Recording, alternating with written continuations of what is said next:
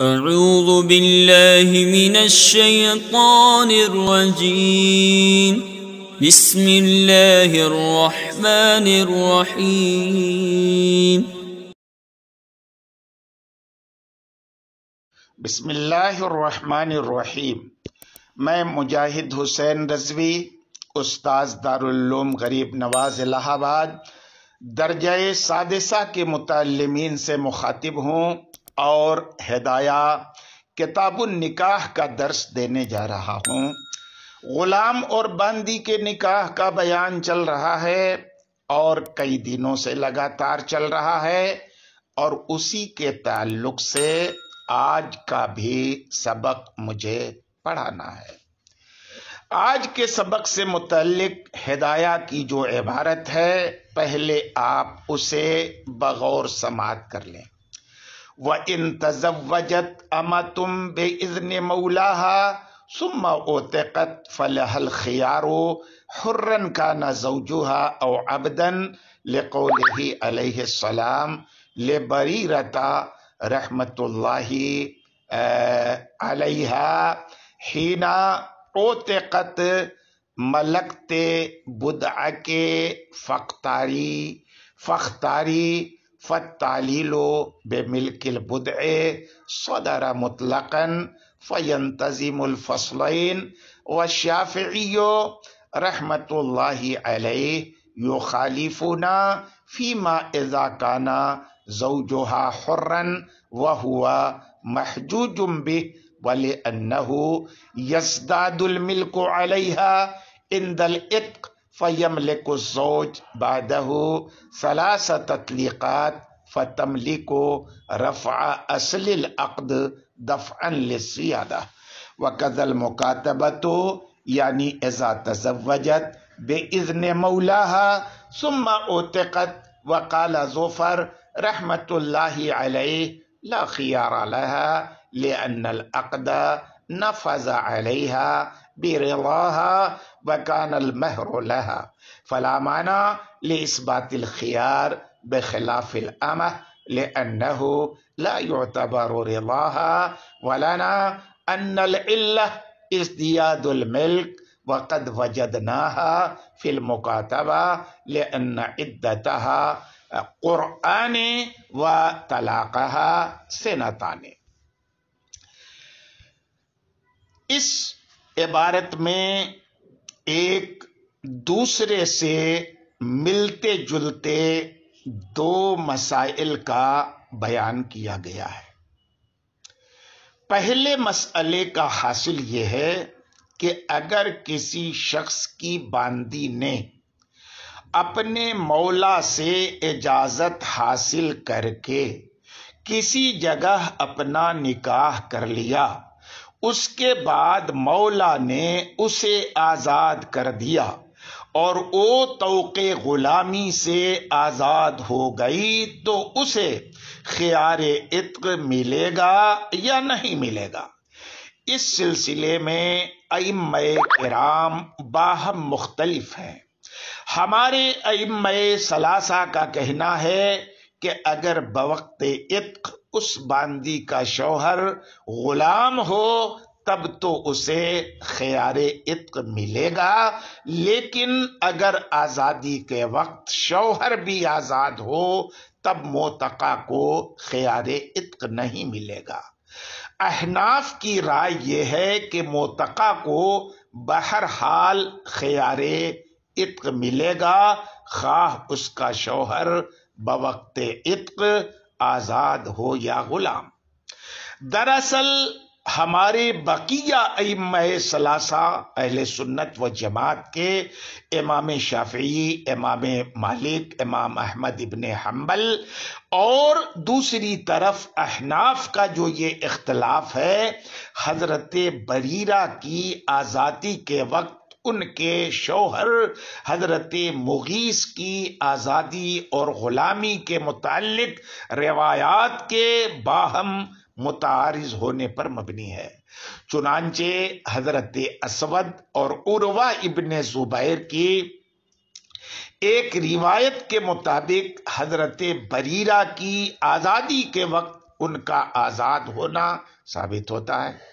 اس کے برخلاف حضرت ابن عباس اور عبد الرحمن ابن القاسم کی روایتوں سے اس وقت ان کا یعنی حضرت بریرہ کے شوہر کا غلام ہونا ثابت ہوتا ہے، اور اس سلسلے میں دیگر روایات بھی ہیں جن میں سے بعض سے تو ان کی آزادی کا پتہ چلتا ہے اور دیگر بعض روایات سے ان کی غلامی کا ثبوت ملتا ہے۔ لہذا احناف نے اذا تعارضا تساقطا پر عمل کرتے ہوئے یہاں روایات کو ترک کر دیا اور آپ کے ارشاد گرامی ملکتے کو نمونہ عمل اور قابل دلیل سمجھا، اور چونکہ آپ کا یہ ارشاد گرامی مطلق ہے اور اس میں شوہر کی حریت یا عبدیت سے کوئی بھی بحث نہیں کی گئی ہے، اس لیے المطلق یجری علی اطلاقہ والے ضابطے کے مطابق یہ فرمان نبوی عام ہوگا اور اس معتقہ کو خیار ملے گا، خواہ اس کا شوہر آزاد ہو یا غلام، اور اسی اطلاق ہی کی وجہ سے یہ حدیث حضرات ائمہ ثلاثہ کے خلاف حجت اور دلیل بنے گی۔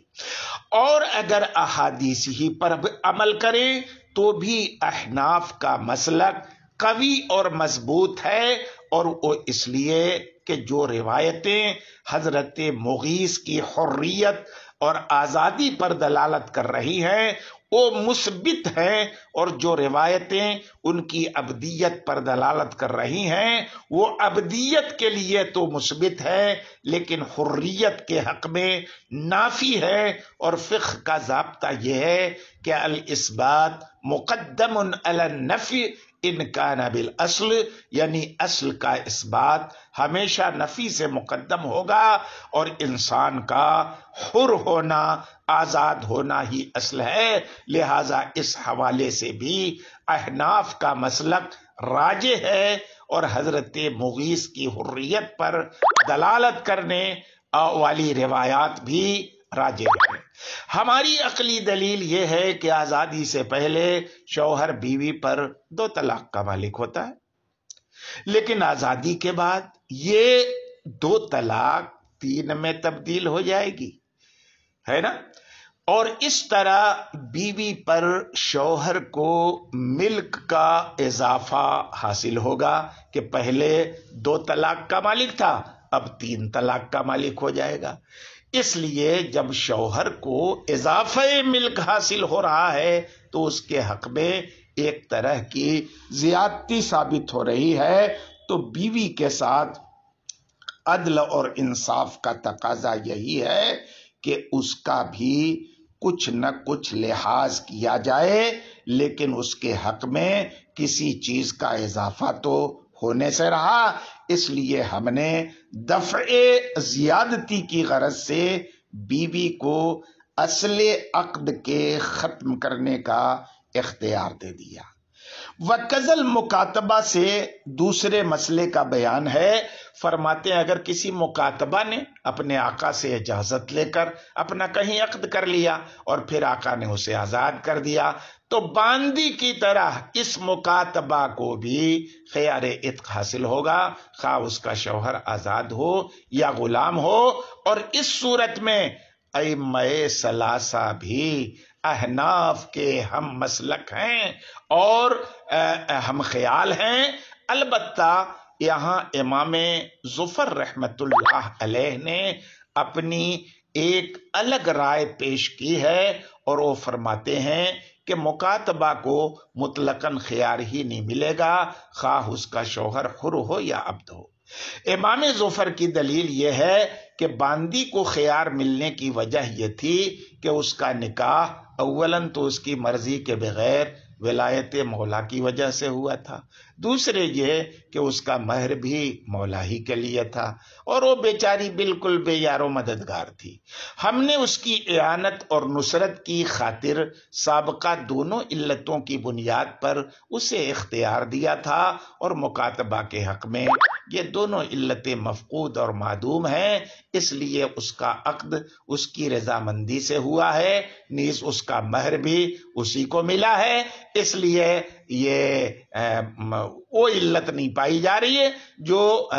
غیر مکاتبہ میں ہے، اس لیے اسے ہم یہ اختیار دینے کے حق میں نہیں ہیں۔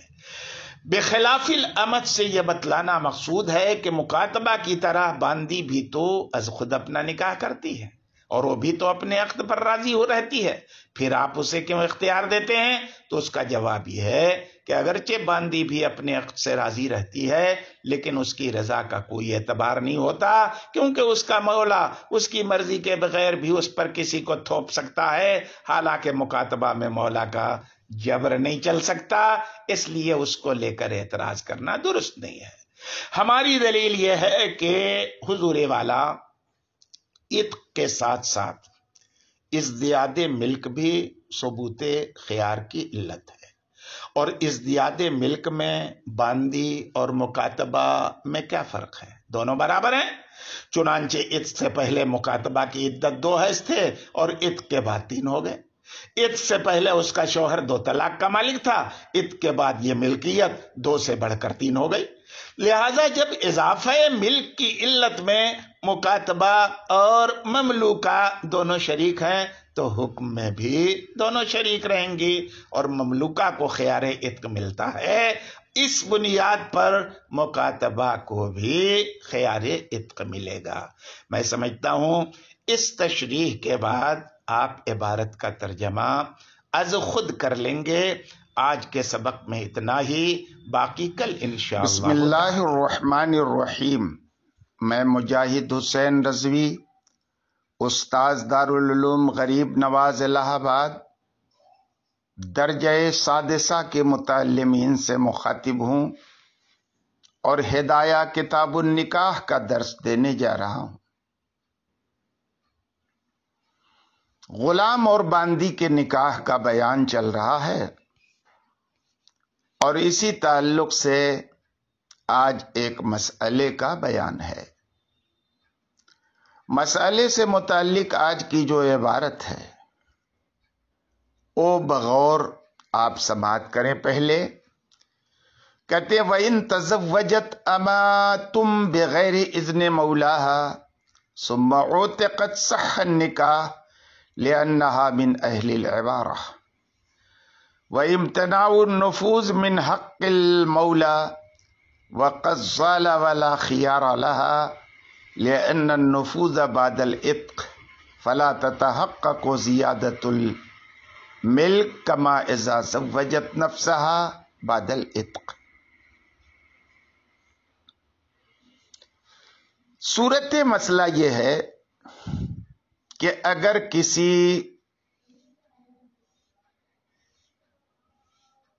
باندی نے اپنے آقا کی اجازت، اس کی مشیت اور چاہت کے بغیر کسی سے اپنا نکاح کر لیا،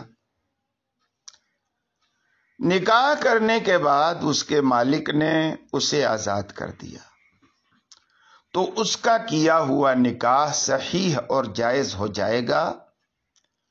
لیکن اس صورت میں یہاں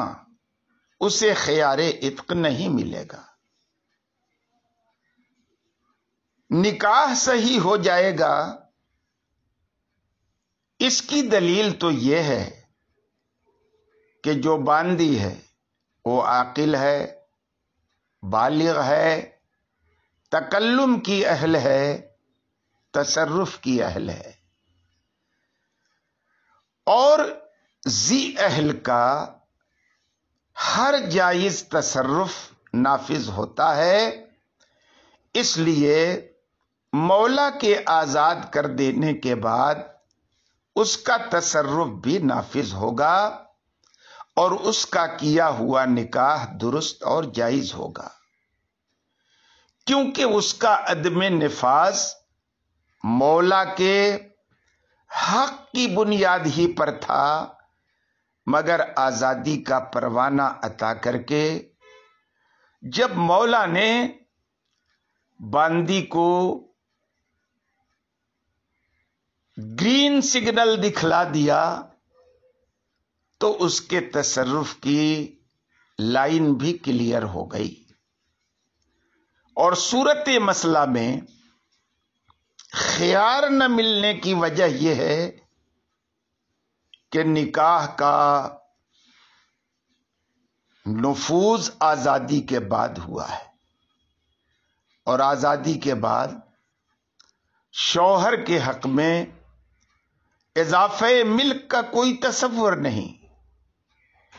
اور اسی اضافہ ملک والی علت کے سبب تو اسے خیار ملتا تھا. لیکن جب یہاں یہ علت نہیں ہے تو اسے کیوں خیار ملے گا؟ اور یہ صورت جو ہے آزادی کے بعد عقد کرنے کی طرح ہے. اس لیے جس طرح آزاد ہونے کے بعد عقد کرنے سے خیار نہیں ملتا، اسی طرح آزادی کے بعد نکاح کے نافذ ہونے سے بھی خیار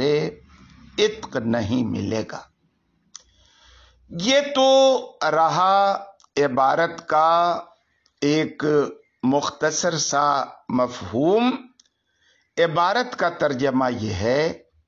کہ اگر کسی باندی نے اپنے مولا کی اجازت کے بغیر نکاح کیا پھر وہ آزاد ہو گئی تو نکاح صحیح ہے، کیونکہ باندی اہل تکلم میں سے ہے اور نفاذ نکاح کی ممانعت حق کے مولا کی وجہ سے تھی، لیکن وہ زائل ہو گئی اور اسے خیار عتق نہیں ملے گا. اس لیے کہ آزاد ہونے کے بعد نکاح نافذ ہوا ہے، لہذا زیادتی ملک کا تحقق نہیں ہوا، جیسا کہ اس صورت میں جبکہ آزاد ہونے کے بعد از خود اس نے اپنا نکاح کر لیا ہو. آج کے سبق میں اتنا ہی، باقی کل انشاء اللہ تعالی. بسم اللہ الرحمن الرحیم. میں مجاہد حسین رضوی، استاذ دارالعلوم غریب نواز الہ آباد، درجہ سادسہ کے متعلمین سے مخاطب ہوں اور ہدایہ کتاب النکاح کا درس دینے جا رہا ہوں. غلام اور باندی کے نکاح کا بیان چل رہا ہے اور اسی سے متعلق مجھے آج درس دینا ہے. آج کے درس سے متعلق ہدایہ کی جو عبارت ہے، پہلے وہ عبارت آپ بغور سماعت فرما لیں. وَمَنْ وَتِيَا أَمَتَ ابْنِهِ فَوَلَدَتْ مِنْهُ فَهِيَ أُمُّ وَلَدٍ لَهُ وَعَلَيْهِ قِيمَتُهَا وَلَا مَهْرَ عَلَيْهِ. وَمَعنَى الْمَسْأَلَةِ أَنْ يَدَّعِيَهُ الْأَبُ وَوَجْهُهُ أَنَّ لَهُ وِلَایَةَ تَمَلُّكِ مَالِ ابْنِهِ لِلْحَاجَةِ إِلَى الْبَقَاءِ فَلَهُ تَمَلُّكُ جَارِيَتِهِ لِلْحَاجَةِ إِلَى صِيَانَةِ الْمَاءِ غیر ان الحاجت الى ابقاء نسلہ دونہا الى ابقاء نفسہ فلہذا یتملک الجاریۃ بالقیمہ والطعام بغیر قیمہ. ثم هذا الملک یثبت قبل الاستیلاد شرطا لہ اذ المصحح حقیقت الملک او حقہ وَكُلُّ ذَلِكَ غَيْرُ ثَابِتٍ لِلْأَبِ فِيهَا حَتَّى يَجُوزَ لَهُ التَّزَوُّجُ بِهَا فَلَا بُدَّ مِن تَقْدِيمِهِ فَتَبَيَّنَ أَنَّ الْوَتِيَ يُلَاقِي مِلْكَهُ فَلَا يَلْزَمُهُ الْعُقْرُ. وَقَالَ زُفَرُ وَالشَّافِعِيُّ رَحِمَهُمَ اللَّهُ يَجِبُ الْمَهْرُ لِأَنَّهُمَا یثبتان الملک حکمن للاستیلاد کما فی الجاریۃ المشترکہ وحکم الشیء یعقبہ والمسألۃ معروفہ۔ صورت مسئلہ یہ ہے کہ اگر کسی شخص نے اپنے بیٹے کی باندی سے وطی کر لی اور باندی نے اس وطی کے نتیجے میں بچہ بھی جن دیا اور باپ یعنی وطی کرنے والا اس بات کا اقراری ہے یا دعوے دار ہے کہ یہ بچہ میرا ہی ہے، تو اس صورت میں باپ سے اس بچے کا نسب ثابت ہو جائے گا اور مذکورہ باندی باپ کی ام ولد کہلائے گی، اور چونکہ یہ بیٹے کی باندی تھی اس لیے باپ بیٹے کے لیے اس باندی کی قیمت کا ضامن ہوگا اور اسے اس باندی کی قیمت ادا کرنی پڑے گی۔ البتہ اس صورت میں باپ پر الگ سے باندی کا مہر ادا کرنا واجب نہیں ہوگا۔ وَمَعْنَى الْمَسْأَلَةِ سو جو عبارت ہے وہ چونکہ امام محمد رحمت اللہ علیہ نے جامع صغیر میں اس مسئلے کو مطلق بیان کیا ہے اور وہاں ادعائے اب یعنی باپ کے دعویٰ کرنے کا کوئی ذکر نہیں کیا ہے، جبکہ عدم دعویٰ یا انکار کی صورت میں نسب ثابت نہیں ہوگا۔ اسی لیے صاحب ہدایہ نے یہاں ان یدعی اب کی قید لگا کر یدعی الاب کی قید لگا کر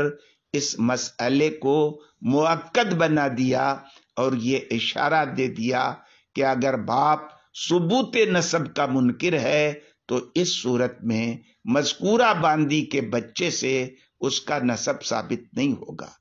فرماتے ہیں کہ بصورت دعوی اب صورت مسئلہ میں ہم نے جو اس کے نسب کو ثابت کیا ہے اس کی علت اور دلیل یہ ہے کہ اپنے آپ کو بچانے اور زندہ رکھنے کے لیے شرعاً باپ کو یہ اختیار دیا گیا ہے کہ وہ اپنے بیٹے کی اجازت کے بغیر اس کے مال میں تصرف کر سکتا ہے، اور نبی کریم صلی اللہ علیہ وسلم کا یہ فرمان کہ انت ومالک لابیک اس پر شاہد عدل ہے۔ تو جب شریعت نے حفاظت نفس کی خاطر بیٹے کے مال کو باپ کا اپنا مال قرار دے کر اس میں تصرف کی اجازت دی ہے تو اب کو اس بات کی بھی اجازت ہوگی کہ وہ صیانت ماں کی خاطر بیٹے کے مال کو اپنا لے یا اس میں تصرف کر دے، اس لیے کہ حفاظت نفس کی طرح صیانت ماں کی بھی تاکید وارد ہوئی ہے اور اسے ملانے اور خلط ملط کرنے سے منع کیا گیا ہے۔ حدیث پاک میں ہے من کانا یؤمن باللہ والیوم الآخر فلا یسقین ماءہ زرع غیرہ۔ پھر غیر ان الحاجہ سے ایک سوال مقدر کا جواب دیا گیا ہے۔ سوال یہ ہے کہ اگر صیانت ماں اور حفاظت نفس دونوں میں برابری ہے تو پھر یہاں باپ کو قیمت کیوں ادا کرنی پڑ رہی ہے باندی کی، جبکہ اگر حفاظت نفس کی خاطر باپ بیٹے کے مال میں تصرف کر دے تو اس پر کوئی قیمت وغیرہ واجب نہیں ہوتی۔ آخر یہ فرق کیوں ہے؟ صاحب کتاب اسی کا جواب دیتے ہوئے فرماتے ہیں کہ حضور والا صیانت ماں اور حفاظت نفس دونوں میں یقیناً تھوڑا سا فرق ہے، اور بدیہی طور سے صیانت ماں حفاظت نفس سے کم درجہ رکھتی ہے۔ یہی وجہ ہے کہ اگر باپ بھوکا رہ رہا ہو اور بیٹے کے پاس وسعت ہو تو اسے باپ کو کھلانے اور اسے تازہ دم رکھنے پر مجبور کیا جائے گا، لیکن حصول ولد کی خاطر بیٹے کو اپنی باندی دینے پر مجبور نہیں کیا جائے گا۔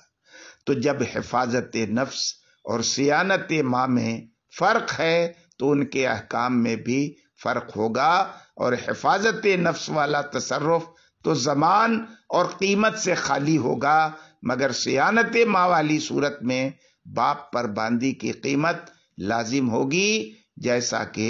بصورت نکاح اس کا مہر لازم ہوتا۔ ثم حاصل ملک سے بھی در حقیقت ایک اعتراض مقدر کا جواب دینا مقصود ہے۔ اعتراض یہ ہے کہ باندی میں طلب ولد کے لیے دو چیزیں ضروری ہیں، یا تو واتی اس کا مالک ہو یا اس میں کسی نہ کسی درجے میں اس کی ملکیت قائم ہو، مثلا مکاتبہ وغیرہ، اور یہاں باپ کے حق میں یہ دونوں صورتیں معدوم ہیں، تبھی تو باپ کے لیے بیٹے کی باندی سے نکاح کرنا جائز ہے۔ اس لیے بظاہر باپ کے لیے نہ تو یہ استیلاد درست معلوم ہو رہا ہے اور نہ ہی یہ اقدام۔ صاحب کتاب جواب دیتے ہوئے فرماتے ہیں کہ پریشان ہونے کی ضرورت نہیں ہے، جب ہم نے باپ پر اس باندی کی قیمت واجب کر دی تو قیمت ادا کرتے ہی باپ اس کا مالک ہو جائے گا، اور صحت استیلاد اور فعل اب کے جواز کے پیش نظر اس ملکیت کو وتی پر مقدم مان لیا جائے گا، اور یہ کہا جائے گا کہ باپ نے اپنی مملوکہ باندی سے وتی کی ہے، لہذا جس طرح مملوکہ باندی سے وتی کرنے کی صورت میں آقا پر کوئی زمان یا قیمت یا مہر لازم نہیں ہوتا، اسی طرح صورت مسئلہ میں بھی اس پر کوئی مہر لازم نہیں ہوگا۔ نیز فقہ کے اس ضابطے سے بھی اس کی تائید ہوتی ہے کہ المضمونات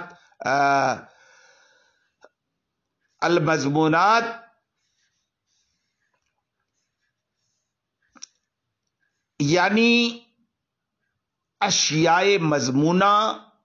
زمانے سابق سے مملوک ہو جاتی ہیں۔ المضمونات تملک بالزمان السابق ویستند الملک فیہا الی وقت وجوب الضمان۔ کہتے ہیں کہ اشیاء مضمونہ زمانے سابق سے مملوک ہو جاتی ہیں اور وجوب زمانی ہی کے وقت سے ان ضامن یا متعدی کی ملکیت ثابت ہو جاتی ہے۔ وقالہ ظفر سے جو عبارت ہے، یہاں سے یہ بتانا مقصود ہے کہ امام ظفر اور امام شافعی چونکہ استیلاد کے لیے حکماً ملکیت کو ثابت مانتے ہیں اور شے کا حکم ثبوت شے کے بعد آتا ہے، اس لیے صورت مسئلہ میں ان حضرات کے ہاں باپ پر مہر لازم ہوگا، اور جس طرح دو آدمیوں کے مابین مشترکہ باندی سے اگر شریکین میں سے کسی نے وتی کر لی تو اس پر نصف مہر لازم ہوتا ہے، اسی طرح یہاں بھی باپ پر مہر لازم ہوگا۔ لیکن ان حضرات کو ہماری طرف سے سیدھا جواب یہ ہے کہ آپ کا یہ قیاس درست ہی نہیں ہے، کیونکہ صورت مسئلہ میں ہم نے جو تقدیم ملک کا فارمولہ اختیار کیا ہے وہ صحت استیلاد، جواز فعل اب اور بچے کے نسب کی صیانت کے پیش نظر تھا، اور مشترکہ باندی میں چونکہ پہلے ہی سے ملکیت قائم ہے، اس لیے ہم وہاں ان تعویلات کو کنارے کر دیتے ہیں۔ آج کے سبق میں اتنا ہی، باقی کل انشاءاللہ تعالی۔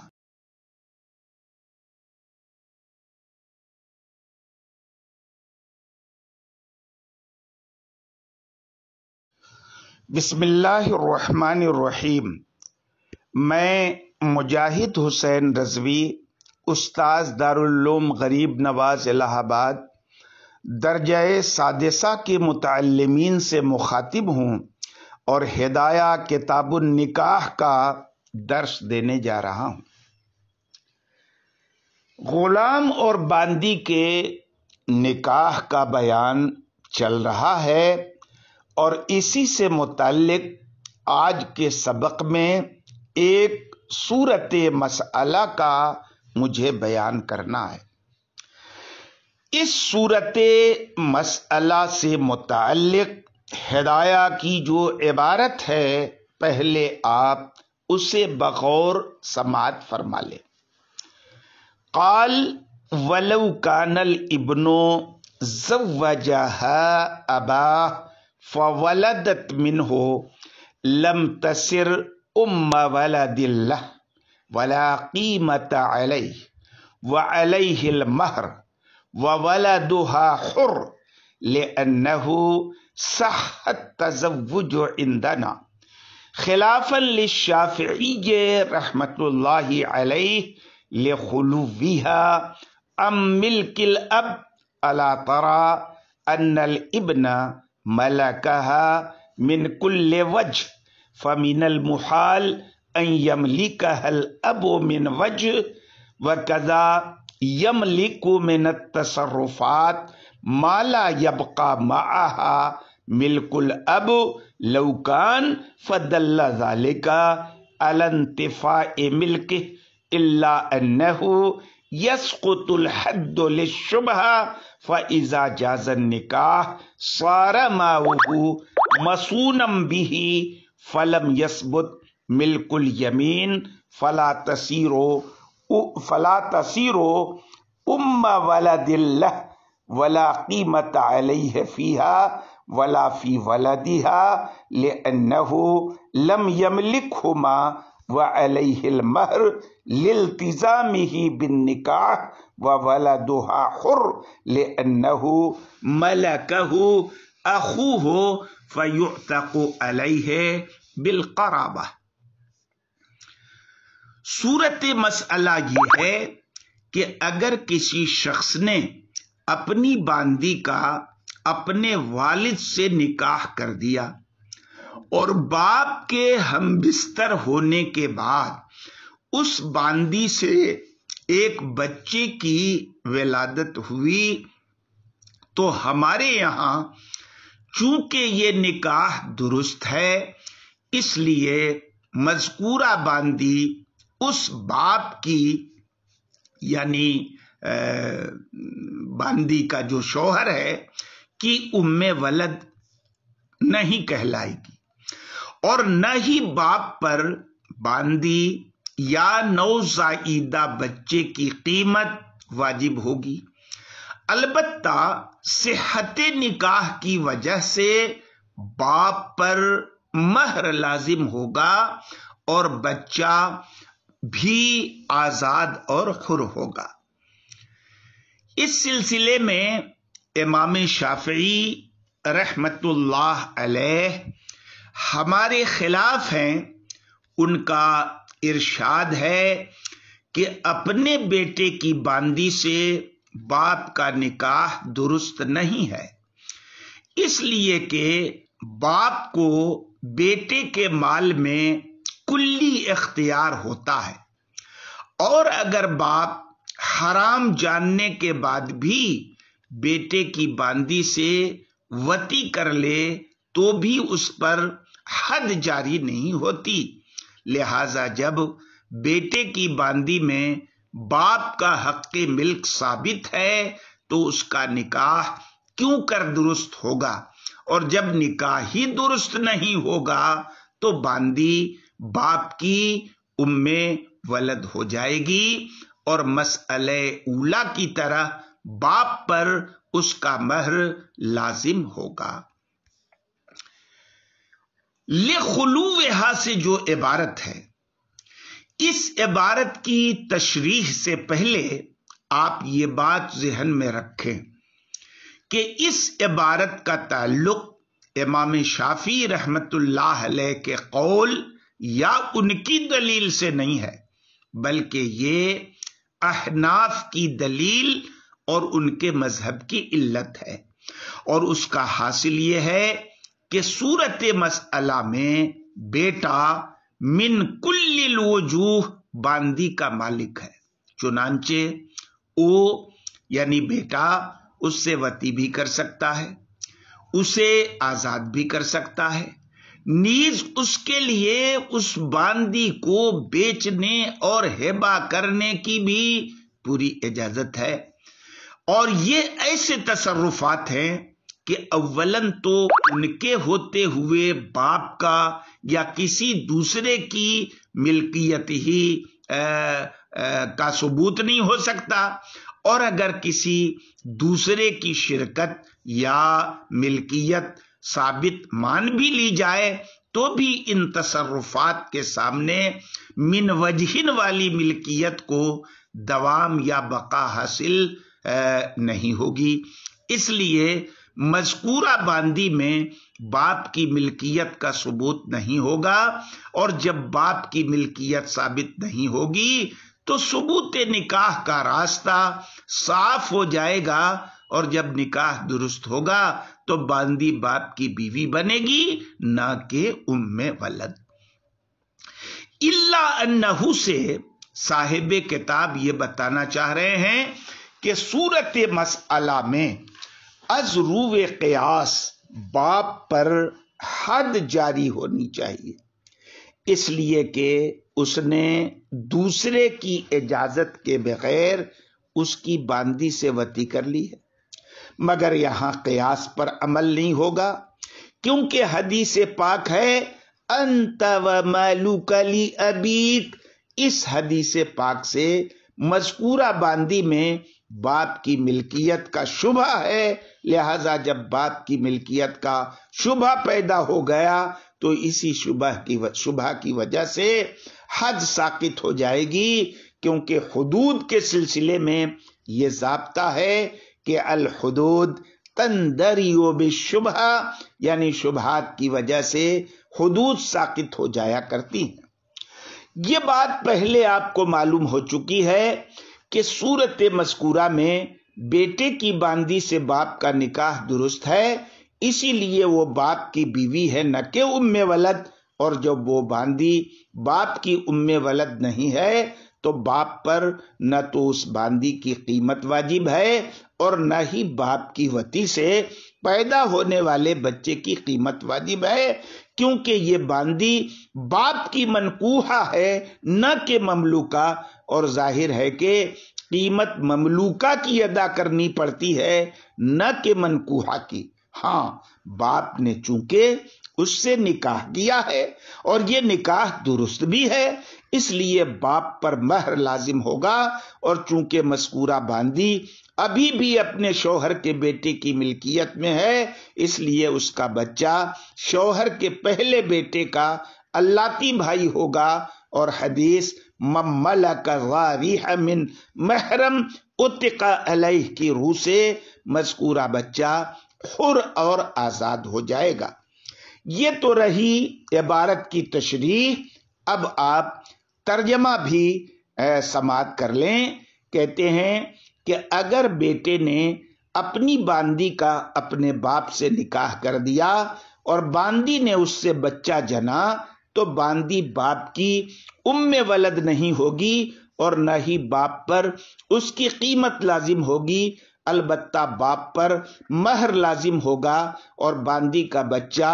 آزاد ہو جائے گا، اس لیے کہ ہمارے یہاں مذکورہ نکاح درست ہے، برخلاف امام شافعی رحمت اللہ علیہ کے، کیونکہ باندی باپ کی ملکیت میں نہیں ہے۔ تم دیکھتے نہیں ہو کہ بیٹا ہر طرح اس باندی کا مالک ہے، لہذا یہ کیسے ہو سکتا ہے کہ باپ بھی من وجہ اس کا مالک ہو؟ نیز بیٹا ایسے تصرفات کا مالک ہے کہ اگر باپ کی ملکیت ہوتی بھی تو بھی ان تصرفات کے ساتھ باقی نہ رہ پاتی، لہذا یہ باپ کی ملکیت کے ختم ہونے پر دلیل ہے۔ البتہ شبہ ملک کی بنا پر باپ سے حد ساقط ہو جاتی ہے۔ پھر جب نکاح جائز ہے تو اس نکاح کی وجہ سے باپ کا پانی محفوظ ہو جائے گا، اس لیے نہ تو ملک یمین ثابت ہوگی نہ ہی وہ باندی باپ کی ام ولد ہوگی، اور نہ ہی باپ پر باندی یا اس کے بچے کی قیمت لازم ہوگی، کیونکہ باپ اس کا مالک ہی نہیں ہوا ہے۔ ہاں باپ پر مہر لازم ہوگا، اس لیے کہ نکاح کر کے باپ نے از خود اسے لازم کر لیا ہے، اور باندی کا بچہ آزاد ہوگا اس لیے کہ اس کا بھائی اس کا مالک ہو گیا ہے، لہذا وہ بچہ اس پر قرابت کی وجہ سے آزاد ہو جائے گا۔ اصول ہے من ملک ذا رحم محرم اتق علیہ۔ آج کے سبق میں اتنا ہی، باقی کل انشاءاللہ۔ بسم اللہ الرحمن الرحیم۔ میں مجاہد حسین رضوی، استاذ دارالعلوم غریب نواز الہ آباد، درجہ سادسہ کے متعلمین سے مخاطب ہوں اور ہدایہ کتاب النکاح کا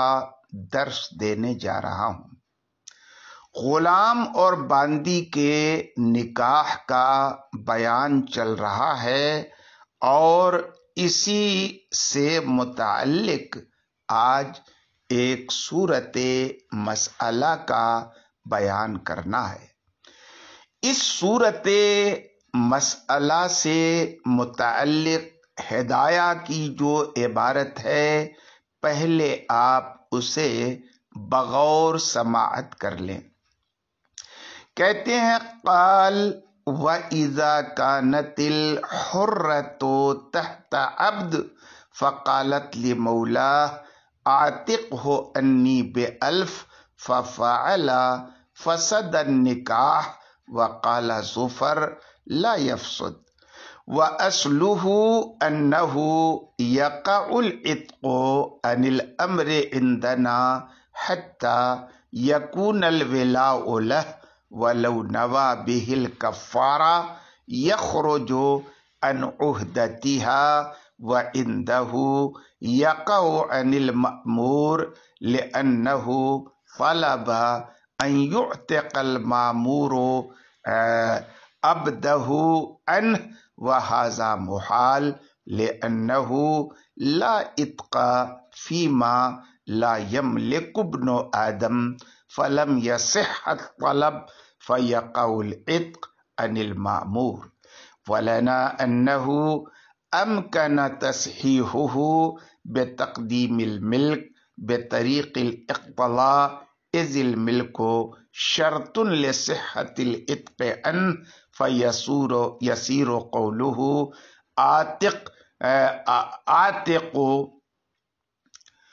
عَاتِقٌ طلب التملیک فیصیر قولہ عاتق طلب التملیک منہ بالالف ثم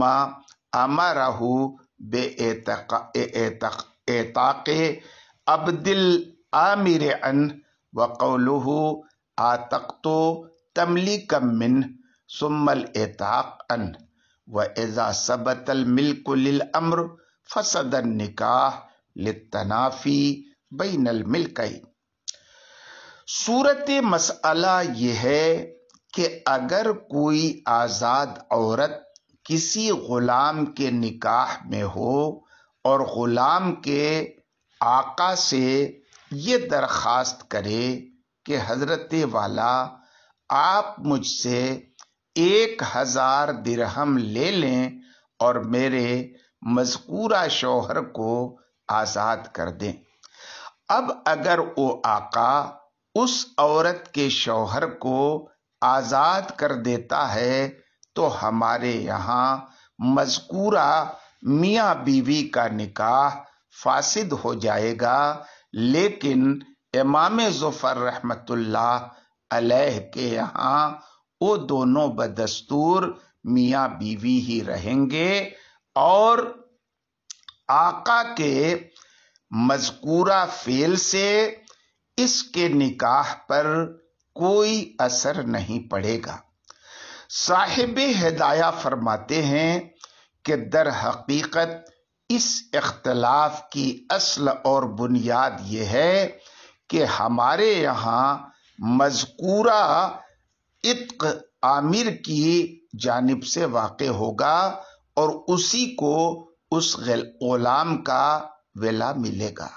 یہی وجہ ہے کہ اگر وہ یعنی عامر اس آزادی سے اپنے اوپر واجب کسی کفارے کی ادائیگی کا قصد کرے تو وہ بری الذمہ ہو جائے گا۔ اس کے برخلاف امام ظفر کے یہاں یہ آزادی مامور یعنی غلام کے آقا کی جانب سے واقع ہوگی، کیونکہ اگر اسے آمر کی جانب سے مانا جائے تو یہی کہنا پڑے گا کہ صورت مسئلہ میں آمر کا منشا یہ تھا کہ مامور اس کی جانب سے اپنا غلام آزاد کر دے، حالانکہ یہ محال ہے کیونکہ عامر مذکورہ غلام کا مالک ہے ہی نہیں، اور ضابطہ یہ ہے کہ لا اتقا فیما لا یملک ابن آدم، ابن آدم جن چیزوں کا مالک نہیں ہوتا ان اشیاء میں اس کی جانب سے آزادی متحقق نہیں ہوتی، اس لیے یہاں عامر کی جانب سے طلب عتق ہی درست نہیں، لہذا مذکورہ عتق عامر کی جانب سے واقع نہیں ہوگا بلکہ مامور کی جانب سے اس کا وقوع ہوگا۔ ہماری دلیل یہ ہے کہ صورت مسئلہ میں عامر یعنی غلام شوہر کی آزاد بیوی، یہی عامر ہے، یہاں عاقل بالغ اور ذی شعور ہے، اس لیے الاصل ان امور المسلمین تحمل علی السداد والصلاح حتی یظہر غیرہ، یعنی جب تک مسلمانوں کے امور میں صلاح و فلاح کی گنجائش ہو اس وقت تک اسے لغو ہونے سے بچایا جاتا ہے۔ اس ضابطے کے پیش نظر ہر ممکن طور پر اس کے کلام کو صحت اور درستگی پر محمول کیا جائے گا، اور غور کرنے سے پتہ چلتا ہے کہ یہاں عامر کے کلام کو صحت پر محمول کرنا ممکن ہے، بائیں طور کہ اقتضاءً اس کے لیے ملکیت کو مقدم مان لیا جائے، اور اس کا قول جو ہے عاتق ہو کی تعویل یوں کی جائے کہ العبد الذی هو الآن فی ملکک بعہ انی بألف ثم کن وکیلی بعتاقہ، یعنی سر دست جس غلام کے آپ مالک ہیں برائے کرم اسے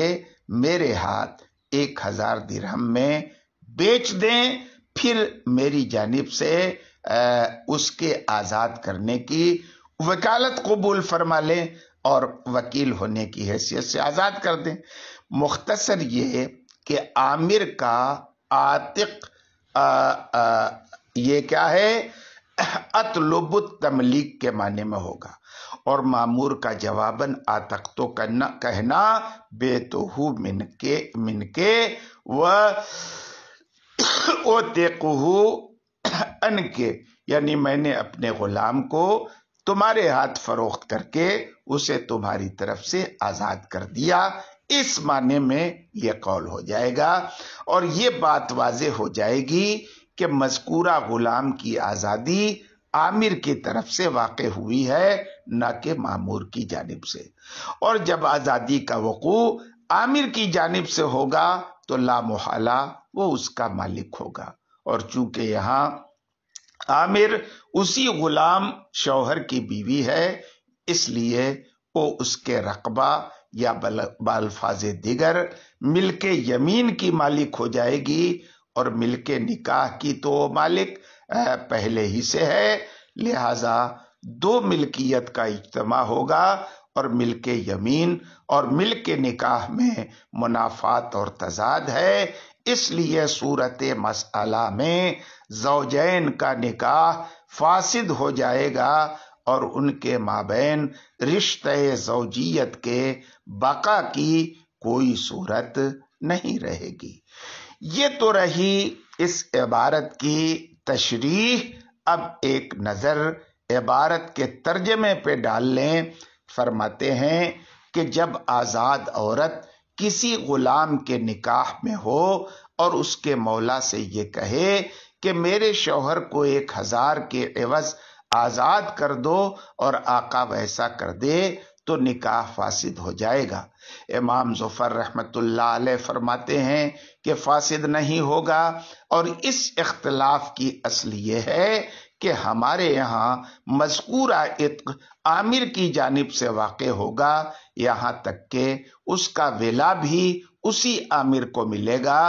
اور اگر عامر اس امر سے کفارے کی نیت کر لے تو ادائیگی کفارہ سے بری الذمہ ہو جائے گا۔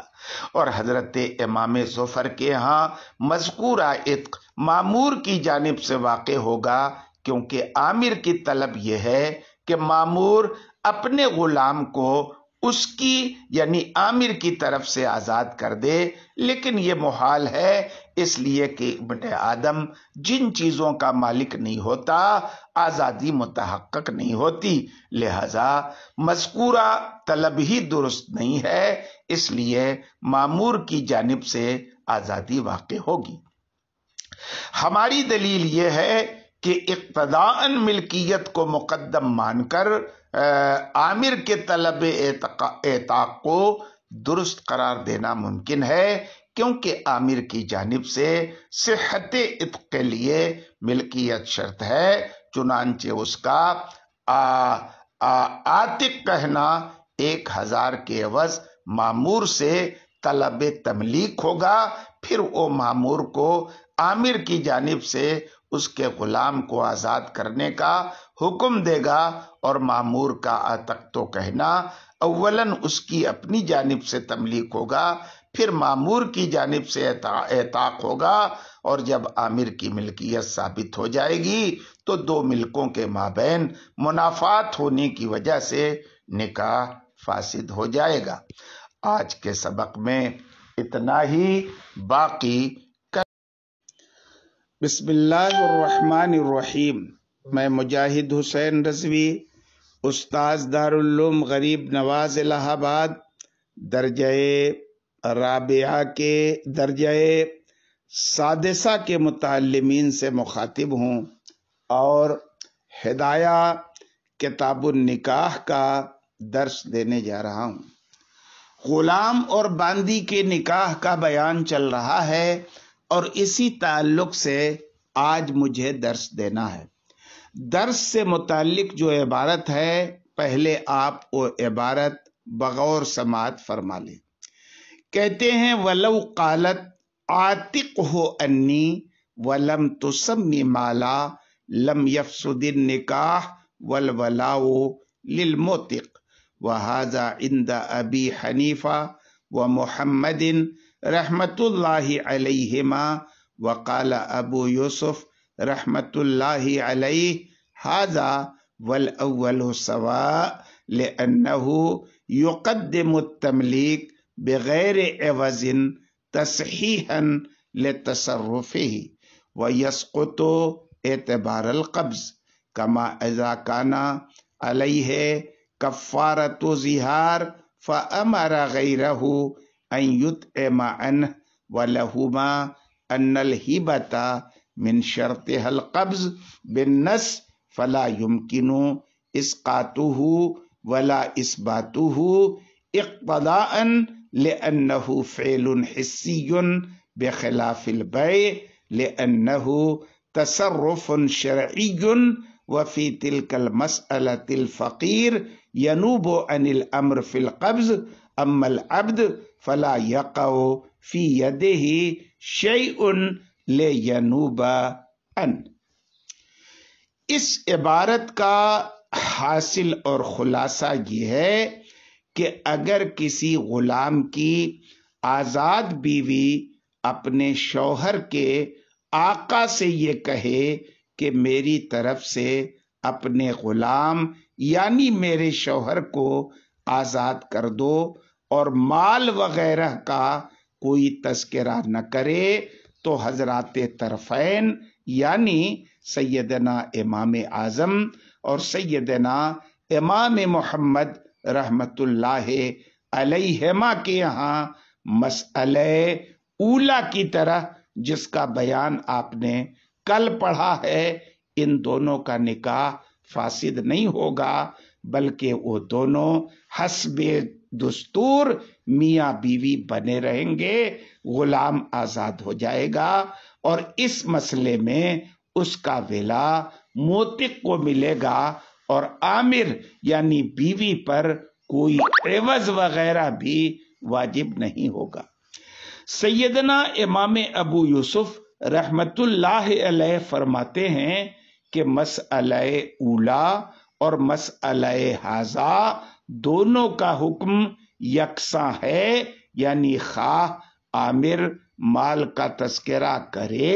یا نہ کرے، بہرحال دونوں صورتوں میں آزادی اسی کی طرف سے متحقق ہوگی، اور جس طرح پہلے مسئلے میں مذکورہ میاں بیوی کا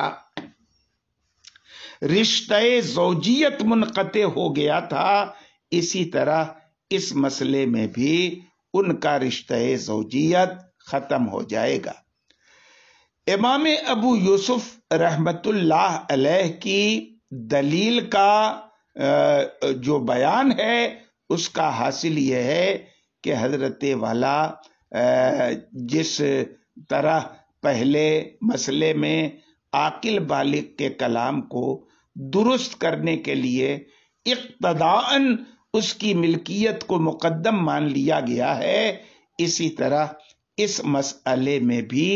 کلام عاقل کی تصحیح اور اس کی درستگی کے پیش نظر